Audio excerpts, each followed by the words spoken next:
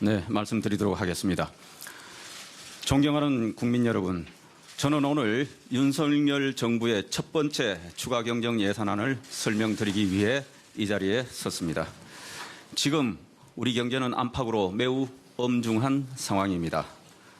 밖으로는 우크라이나 전쟁 등으로 인한 공급망 차질과 주요국의 통화 정책 전환 가속화로 글로벌 불확실성이 고조되고 있으며 안으로도 금융, 외환 시장 변동성이 확대되는 가운데 물가, 유가가 치솟아 서민들의 살림살이가 어렵습니다.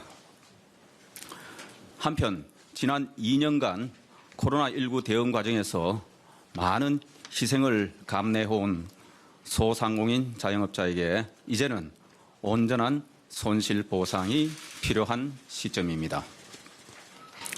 새 정부 경제팀은 이러한 대내의 여건에도 불구하고 거시경제를 자극하지 않으면서 소상공인 지원을 확대해야 하는 복잡한 난제를 안고 출범하게 되었고 추경안은 이러한 책무를 해결하는 첫걸음이 될 것입니다.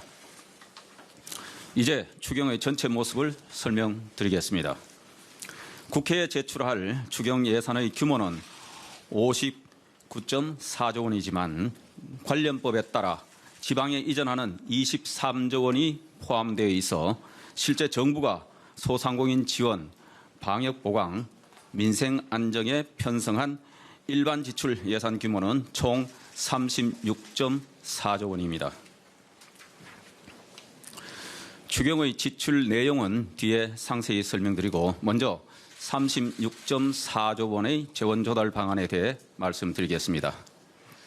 추경의 재원은 정부가 기존 예산을 아껴 15.1조 원을 마련하고 나머지 21.3조 원은 금년 세수를 재추계한 결과 예상되는 초과 세수를 활용하여 조달하였습니다. 보다 상세히 말씀드리면 세계잉여금 등 기존 가용재원 활용 8.1조 원, 예산 지출 구조 조정으로는 역대 최대 규모였던 4.3조 원을 훌쩍 넘는 7조 원을 발굴하여 총 15.1조 원을 마련했습니다.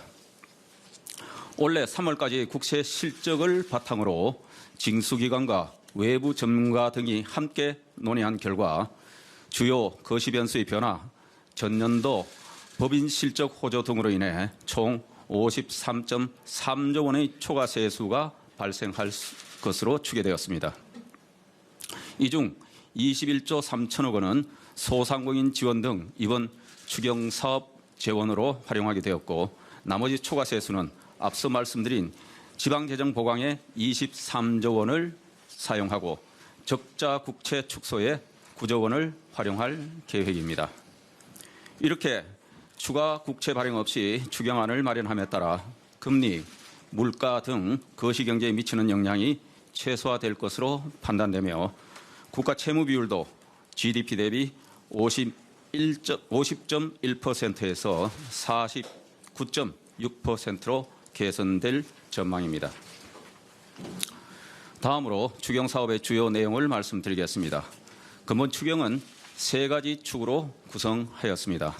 첫 번째 축은 소상공인에 대한 정당하고 온전한 손실 보상입니다. 근본 추경 일반 지출 36.4조 원의 70% 이상인 26.3조 원을 소상공인 피해 지원에 집중 투입하여 온전한 손실 보전을 추진합니다. 우선 매출이 감소한 소상공인 등 370만 개 업체에 대해 600만 원에서 1,000만 원까지 손실 보전금을 지원하는 데 총 23조 원을 투자합니다. 이 경우 1, 2차 방역지원금을 포함하면 최소 1,000만 원에서 최대 1,400만 원까지 지원함으로써 그동안 국민들께 드린 약속 그 이상을 지원하게 됩니다. 이와 함께 손실보상법에 따른 손실보상제도를 개선하여 정부의 방역조치로 인한 손해가 온전히 보상되도록 손실보상 보정률을 현행 90%에서 100%로 높이고 보상 한액도 50만 원에서 100만 원으로 대폭 상향하는 데 1.5조 원을 반영하였습니다.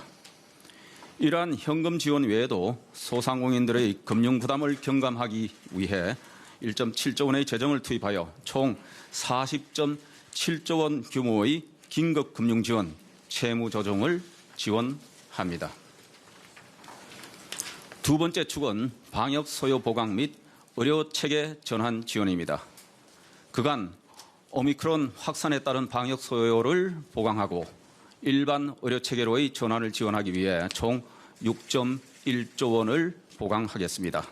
먼저 진단 검사비 1.6조 원, 격리 입원 치료비와 생활지원비, 유급 휴가비 1.9조 원 등의 총 3.5조 원을 반영하였습니다. 또한 먹는 치료제 100만 명분 추가 확보 등의 8천억 원, 충분한 병상 확보 등의 1.7조 원을 투자하겠습니다. 세 번째 축은 민생, 물가 안정 지원입니다. 최근 가파른 물가 상승 등에 따른 서민들의 어려움 해소를 위해 민생, 물가 안정에 3.1조 원을 투자하겠습니다. 먼저 저소득층의 실질 구매력 뒷받침을 위해 최대 1,000만 원의 한시 긴급생활지원금을 227만 가구에 총 1조 원 규모로 지급하겠습니다. 취약계층의 숨통이 트일 수 있도록 고금리 주택담보대출의 저금리 전환을 지원하는 신규 20조 원을 비롯하여 청년층 소액금융 확대, 최저신용자 특례보증 프로그램 등 금융 지원을 추진하겠습니다. 다음으로 총 1.1조 원을 편성하여 소상공인 외 취약계층인 특수형태 근로종사자, 법인택시, 버스기사, 문화예술인 등의 고용과 소득 안정을 지원하겠습니다. 농축수산물, 비료, 사료 등 물가 상승으로 인한 가계, 농어가 등의 부담 완화를 위해 3천억 원을 투입하겠습니다. 최대 575만 명 수준의 농축수산물 할인 쿠폰 지원 규모를 2배 이상 확대하여 서민들의 생계 부담을 완화하고 비료 가격 인상분의 80%를 보전하기 위한 소요도 반영하였습니다. 이에 더해 국민 생활과 밀접한 밀가루 가격 안정을 위해 가격 상승 소요의 90%를 정부와 기업이 함께 부담하겠습니다.